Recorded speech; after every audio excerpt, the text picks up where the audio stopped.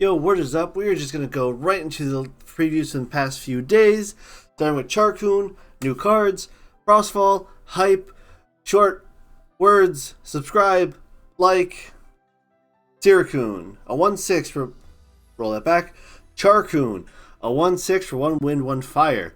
This card always counts as Charcoon. During your draw phase, you can special send this Charcoon to Flammoth from your hand or deck if you have at least 3 enchanting fire on your field.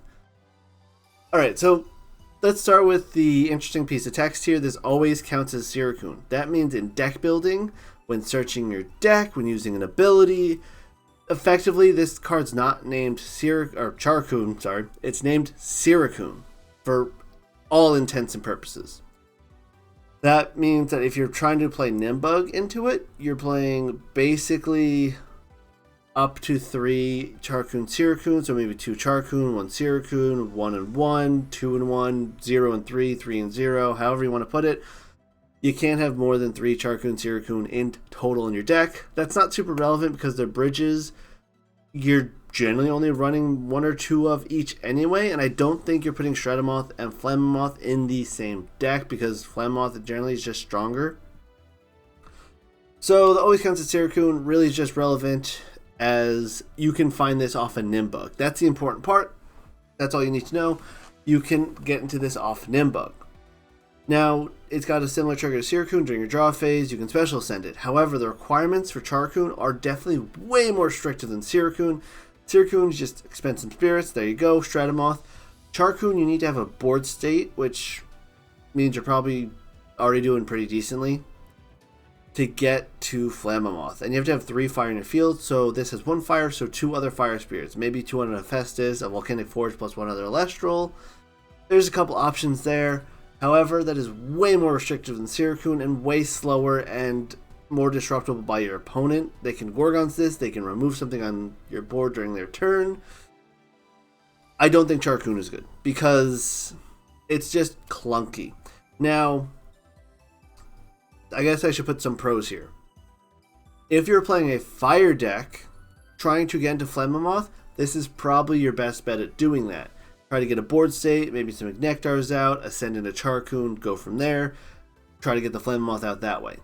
If you're playing Wind, you're generally just going to go and play Towers of Wind or Nexus shenanigans with Wind and ramp out Flammoth in that way, or just try to be a little bit more of a stall control deck with Wind Toolbox into Flammoth instead of, say, Penterror or OG Shreddamoth, and go Flammoth. And Flammoth out of Wind is just seemingly more convenient.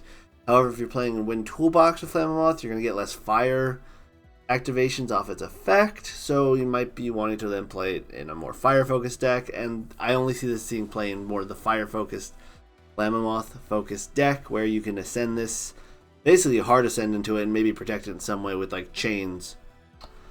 Otherwise, yeah, I think it's a little too clunky to get out, because if Hephaestus was better with this card, like I don't think Hephaestus is a bad card, but if it was better with this card, and you play them together consistently, yeah, I could see that.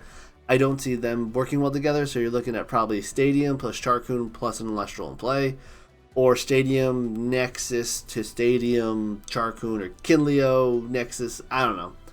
I definitely think that Charcoon is probably going to be one of the weaker cards of the set. That's just my opinion. Someone prove me wrong, please, because I think it's a really cool design. Other than the always counts as Charcoon part, that's a little clunky. Anywho, Sandstorm, way more exciting card. Tsunami on Invoke Speed with upside, but downside. So, upside, or rather, I guess, downside first.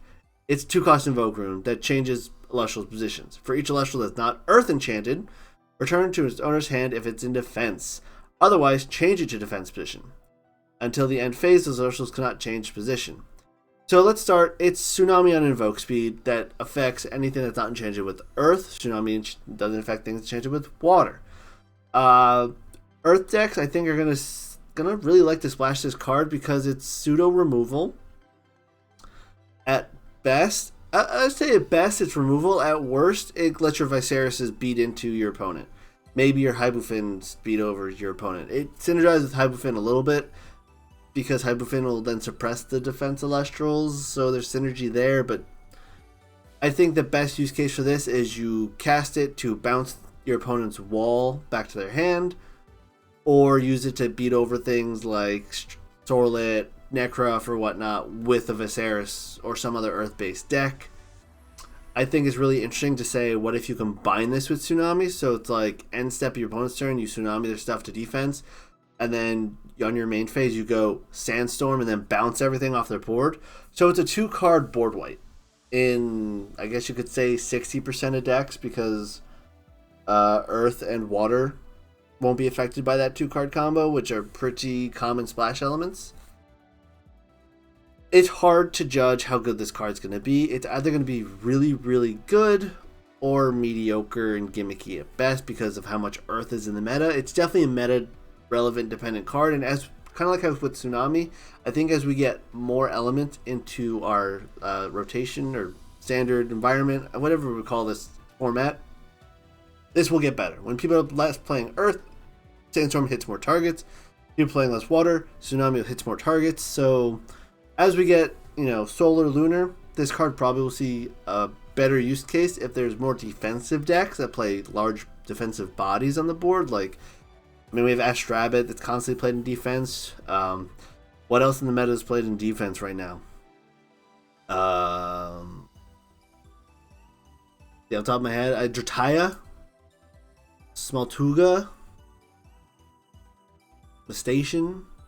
So there's not a ton that this card really hits right now that's consistently seeing play.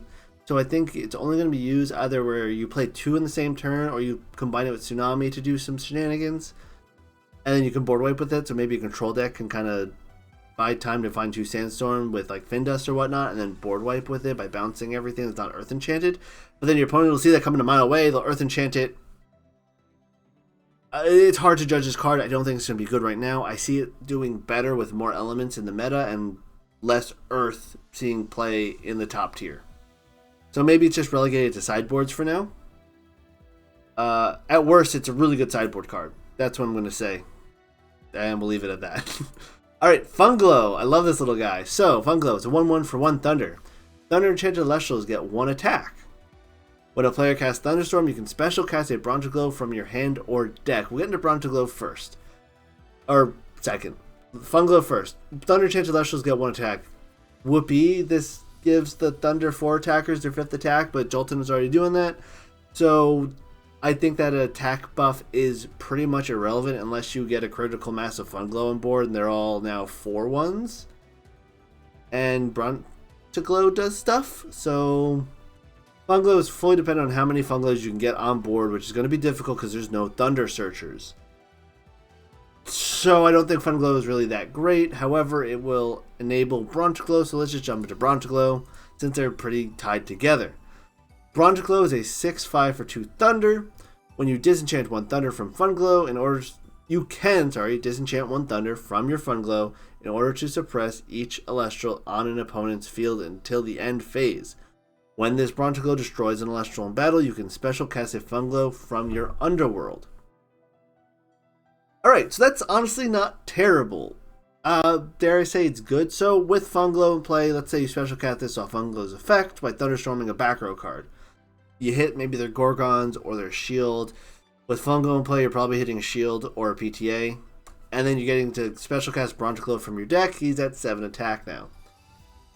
You can then maybe disenchant so that you knock a Foamy out, you reduce a Viserys' attack. It'll basically beat over any of our 5 attackers, even if they're pumped up, like Volcaries, Tectorus, which is pretty decent, and then you just get another Thunder Spirit onto board. So it helps you go a little wide with your Funglows. Is it good? With more Thunderstorm support, I think this card is very good. I think right now, with only Funglow and Bronzeglow and Thunderstorm showing support for a Thunderstorm archetype, I don't see this coming into its own. Dan has teased that there will be more Thunderstorm support in the future. So I guess you could kind of push this as like, if this is the fruit version of Thunderstorm, or like Thunderstorm is like the Thunder version of fruit with more support. Like it needs another rune maybe, it needs another couple of Elestrals to help it. It might see some play. The best part about this kind of strategy, the synergy, is that you will be using Thunderstorm to pop back row, and then getting a pretty wide board from it, which hopefully will allow you to basically beat over the threat with Bronze Glow and chip in with Funguys. That's kind of what you're doing with the deck. You're probably going to have to run Pandasin in the deck to try to get the Thunderstorms back. Quackle's Recovery. The deck's looking a little clunky right now, but we'll see what it gets in the future as we go on.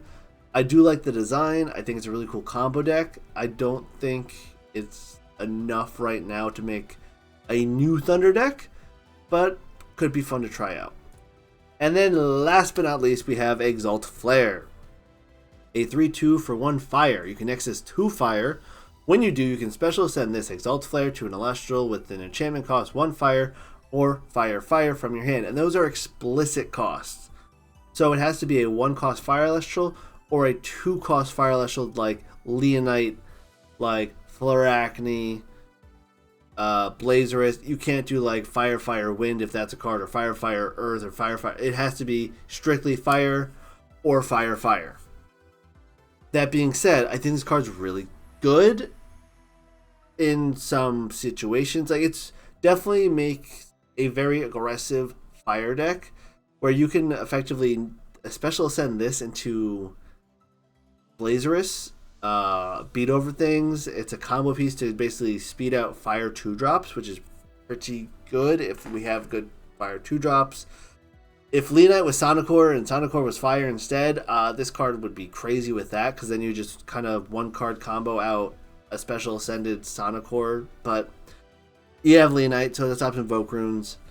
I really like the scariest thing you can do with this card right now is probably get a Washspire out with a ton of fire on it right away. Like, what do you end up with? 4 fire on it right away, so you can shoot for 4. Maybe a Volcanic Forge because you're using Stoke the Forge to search Exalt's Flare, so your Washspire is going to have 7 attack. You shoot for 4 off of it, maybe attack over something, do some other shenanigans. This card's looking like it's going to be a really strong combo piece if we get the rest of the pieces to make it work. I don't think that Washspire combo with Exaltair is going to be good enough to do anything, because it's, what, a 3-card combo, because you're going to need a Nexus Bank to do 4 damage and get a 2-drop into play. 6 damage potentially, actually, with Washspire disenchanting for its last enchant, and then it'll go away. You can't use that last Fire Spirit. So I guess 6 damage. Maybe you do combo Eruption Burn. You know, Exalt Flare into Washspire, burn for 6, drop double Eruption. That's a pretty chunky amount of damage. Super unlikely, inconsistent, even with like Soak the Forge and Small Tuga to search out Exalt Flare to start that. You could run Elichick to find Hephaestus to get the Nexus Bank, but then you're not going to use Hephaestus for anything but the Nexus Bank. It needs something. Dan has teased that there's something. I know there's a couple more things you can do with this card, but I can't talk about them till they get revealed, so just wait on this guy. It's going to be really interesting. I don't think he's going to break anything, and I know people are going to look at Washspire now like they looked at Humbus in set 1 testing. We're just going to get burned to death by Washspire and Eruptions. No, you're not. It's a really fun deck, though. Really, really fun deck. But it's not that crazy good, because you're basically blowing up your hand advantage and your card advantage to try to one-shot your opponent, and you're never going to get anywhere close to 20 spirits like FTK. Maybe if you can bide a couple of turns and stall somehow without getting hit too hard and then go for combo, you might be able to sneak some games out. Washspire combo, not going to work out. But super fun card. I really like his Alt Flare. I think there's a really cool design here that potentially has a ton of like future just cool things you can do with it. One thing I guess I should mention lastly with this card is you can Nexus Spirits from Hephaestus to like Volcanic. You can put the spirits anywhere on your board and still special ascend Exalt Flare. So you could potentially get this wide aggressive board going where you go like throw a couple spirits onto a Kinleo and then Exalt Flare into Blazerist, Kinleo Nexus something over back and pop stuff. So you can move stuff around. And that's the important part. You can move stuff around. You have Comagma now to filter cards, so there's ways to try to find your pieces. So it's a ton of potential card. See where it goes with the rest of the reveals. And that's about it. So those are the reveals for today. If you stuck around to the end, like, subscribe. If you're not subscribed, what are you doing here? Make me the #1 Elestrals tuber. I gotta beat the Elestrals again. Hello, they cheated. They're 4 YouTubers with established communities, and they're only at 1.2k subscribers. I am starting from scratch with 400. Make that go higher. I don't know. Unsubscribe from Elestrals. Make me #1 again. I'll see you guys in the next probably preview video again. Easy content to form. Oh, not gonna lie, but it's cool stuff to talk about. See you guys in the next one. Comment below what's your favorite Frostfall card. I don't know. Engagement bait.